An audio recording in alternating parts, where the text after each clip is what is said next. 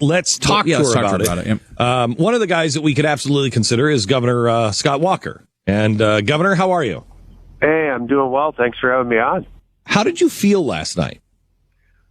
Well, early on, I felt we scored some real points, and if that's what you call it, I guess, in terms of getting the message out that if you want someone who's been tested, I'm the guy. If you want an apprentice, someone who's never been tested before, then you're likely to get some of what we have in the White House right now. Mm-hmm. Wasn't the apprentice line was fantastic. It was the quality of time, and I think we used at the time, the limited time CNN gave us, even though we tried to get in there many a time, we used it to the best of our effect to get that message out. When you walked off the stage, did you have one opinion of what happened, and then you listened to the people, the press, and then saw the reviews and everything else, and have another, or did they sync up for you?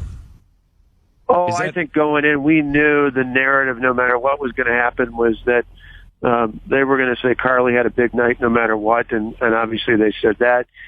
I think the other impression was the feedback I got from folks, not just in the press, but from across the country we talked to, was a frustration that there wasn't more talk. I mean, I mentioned that, broke in at one point and said, well, that's what's wrong with this campaign. We're not actually talking about issues.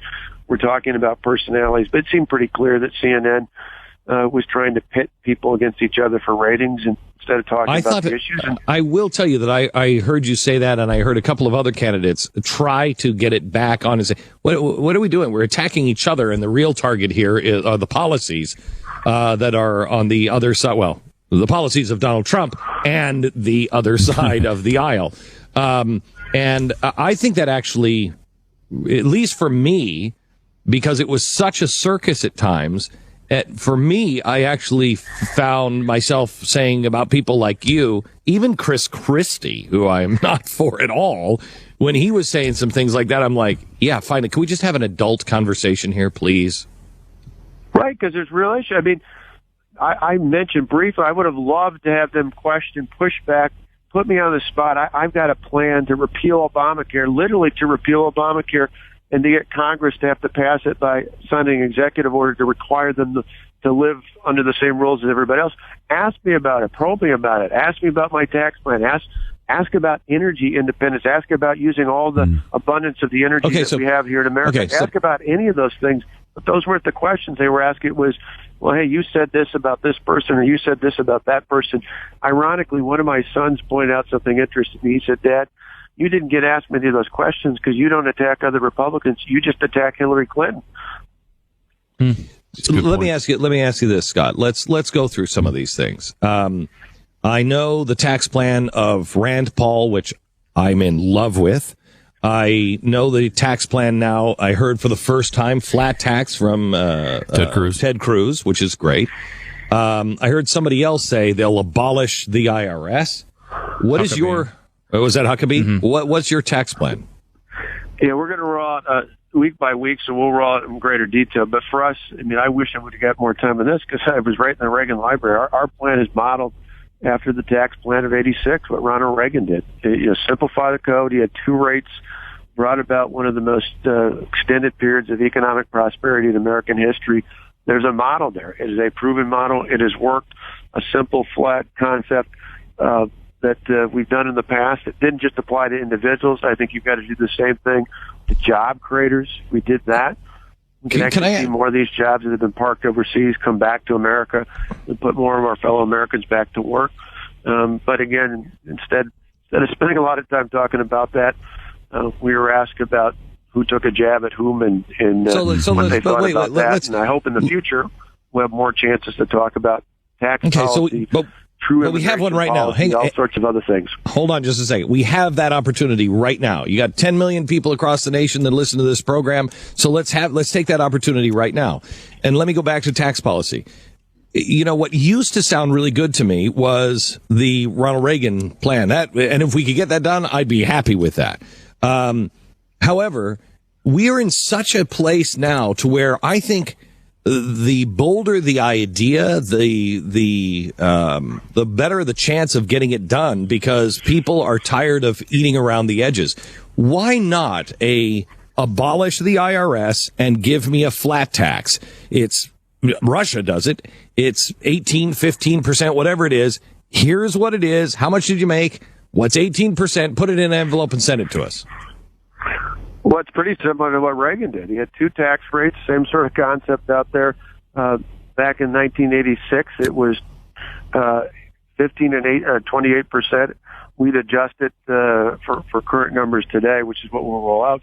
To me, it's essentially almost the same sort of thing you're talking about. But the difference being, if we could say to the American people, this has worked. This is not in theory. This is something that has worked. It brought about this extended. In fact, people talked even last night about the 1990s and the balanced budget. The balanced budget wasn't because of Bill Clinton and Congress. The balanced budget was because we were still benefiting from the economic boom, the residuals of Ronald Reagan's economic policies, not just with tax cuts, but reducing the size and scope of the federal government. Imagine what we could do if we had a Republican leader who was willing to push in the White House to get both the House and the Senate to act on these issues instead of having a split Congress like Reagan did. We could go even further. I had a hard time listening to the nonsense last night about the war on drugs. Marijuana, smoke it, don't smoke it. Really, that's really not the crux of our problems in America, especially when we're about to vote for a deal that says, hey, Iran, we're your buddy, and screw Israel. What do you do as president? It is unbelievable. I said, well, I mentioned this last night, I'd love to play cards with President Obama because the guy folds in everything. On this deal, almost all the major things he talked about that he said had to be in the deal are not in the deal. We have moved to Iran. When Iran didn't come to us because they wanted to be really nice people. They came because they were on their knees. They were crippled because of the economic sanctions that were in place. They were ready to give in, and instead of negotiating on our terms, the United States basically backed up and said, do whatever you want, or do just about anything you want out there. We need to terminate the bad deal on day one. To me, anybody who says that they're not prepared to terminate that bad deal on day one is not ready to be president of the United States. So, that's why I spent the time, and I got knocked on this. President Obama came out and said that I needed to bone up on foreign policy, to which I laughed, saying this is the guy who called ISIS, the JV squad in Yemen, a success story. He wants to talk about boning up on foreign policy. The bottom line is a bad deal for America. It's a bad deal for Israel. It's a bad deal for the world. It doesn't just open the door towards a nuclear race in the Middle East. In the short term, the money that will be freed up from these sanctions being lifted will go not into helping the Iranian people who really do want to be free of this oppressive government. It's going to go into Hamas and Hezbollah, some of the worst terrorist activities in the world that are directly aimed at Israel and ultimately for Iran, who hates us just as much as they hate Israel. This is a bad, bad deal. Let me ask you this. Let's switch over to ISIS. And I said 6 years ago that there would be a caliphate established, it would sweep the Middle East, and then it would begin to destabilize Europe and the Western world. That is exactly what happened. We are now in the final stage of destabilizing Europe. It's amazing to me that all of the refugees, or I should say the vast majority of refugees that you see that are trying to flee into Hungary and everything else, all seem to be 20-something guys. It's like, you're the only ones. Really, just these 20-something guys happen to be trying to get in everywhere. This is not the way that you save people. This is, Saudi Arabia has room for 2 million people. They can take in all kinds of refugees. They should be taking their own kind. How do we separate the Muslims that you don't know who the good Muslims and the bad Muslims are? How do we separate those guys from the Christians who you do know who they are? And how do we do something to help the Christians who don't have any kind of history of trying to behead people? Well, you got a combination of things. You've got refugees, you've got people seeking asylum. I think there's a difference on asylum, and that's part of how you got to sort that out.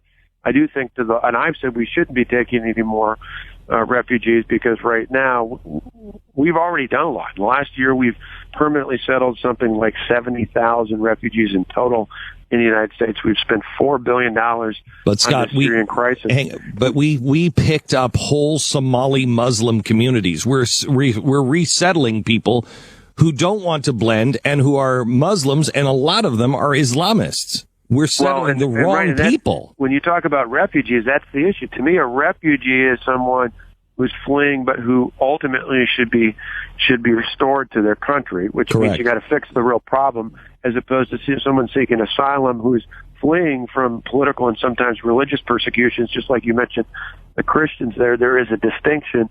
But with the refugees, that's why we should be drawing a line and saying until we actually deal with Assad, until we deal with ISIS within Syria, why would we be taking any more refugees when we're not fixing the fundamental problem? We're only going to exacerbate the symptoms of that problem. Would you grant asylum for those who are being marked for death? Christians, absolutely. And Christians, Jews, others, for people who are being prosecuted, or not prosecuted, being targeted, persecuted, because their religious beliefs, particularly in that region, as Christians, absolutely. So, Scott, we have, 3-4 months ago, we didn't know who you were exactly. We've had great conversations with you. We knew your record, but, we didn't know you, and we've been lied to so many politicians, that, we don't trust any politician anymore. We have grown to like you. The audience has grown to like you even more. And yet your poll numbers are slipping. What do you think this is? What's happening? Well, I think, it's interesting being at the Reagan Library, being reminded that Reagan, even in September 1979, had some challenges. He was behind even days before the 1980 election, and he came through. And I think right now what you see amongst a lot of the mix of different conservative candidates out there is that there's so many good candidates, and then there's Trump out there who's kind of gotten all the media attention. I think for a lot of people, and I see it not just in the polling, we see it out on the campaign trail. Just in Iowa the other day, people routinely say to us, I like you, like what you did in Wisconsin, like your ideas for America. You're one of my top 2 or 3 choices. And so they're still trying to sort out between the mix. They also say, I'm not high on I'm not excited about the guy that's the front runner right now. I like you. Maybe they say I like Cruz, like Carson, whoever it might be. I think in the end, for us, it's about grassroots. What do you say? We've got a good organization in Iowa. We're going to have to get the grassroots out. That's what's going to make the difference. And we win the Iowa caucuses. That's what's going to take us going forward. I have about a minute. Tell me what you would say to somebody who is currently on the bandwagon, and not somebody who's so far gone, but they're on the bandwagon of Trump. They may have been a supporter of yours or somebody else, but they like the fireworks show. Talk to them right now. Why should they come to you? We have about a minute. Yeah, I'd say in the end, we had an apprentice. We had a novice, somebody we didn't know who they were, where they were going in the White House, somebody who said things that many Americans liked and it didn't work out very well. We don't need to do that again. If you want to take on Washington, if you really want to shake things up, the best way to do it is take and get behind someone who's actually done it.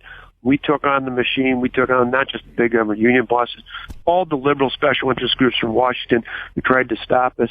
We didn't back down. We fought. We won. We got results. We did it without compromising our conservative principles.